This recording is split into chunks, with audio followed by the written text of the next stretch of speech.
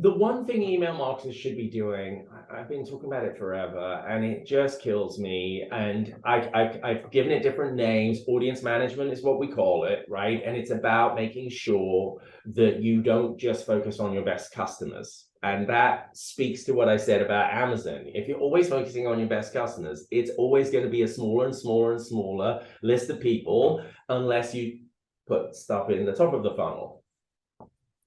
And the top of the funnel in an email program is your inactive list. I've said this many times before. If I stole your inactive email list, the folks you don't email who once bought from you and once signed up to your program, to your biggest competitor, how much do you think they would pay?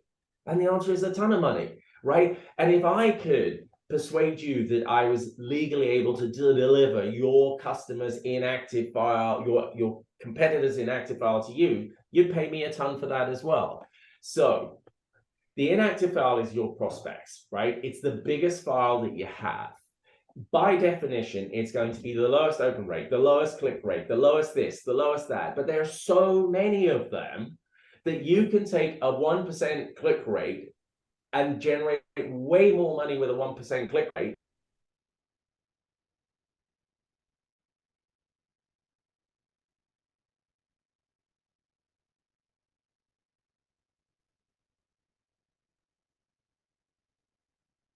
getting bigger and bigger. And my big bugbear about this is they don't treat it as a valuable segment, right? I wish they did.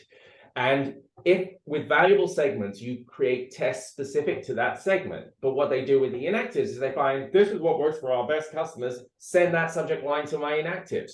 This is an offer that works for our best customers, send that to the inactives. No, you should be doing specific subject line tests, specific product tests, specific pricing tests on your inactive file, because it's your biggest segment in revenue terms, right? Potentially, especially if you look at the long-term lifetime value. You don't say, well, only 2% of my list open an email or 1% open an email and bought, therefore this email isn't worth doing. You're going, no, that 1% made my 30-day active file bigger, and that made my revenue from the 30-day active file bigger, and that made my 60-day revenue bigger. And you have to count it all the way through. Otherwise, in my view, you don't understand what you're doing. So my biggest bugbear, the biggest thing that everyone could do, is to treat their inactive segment as being one of the most valuable, and therefore giving it the respect that you give your VIP list.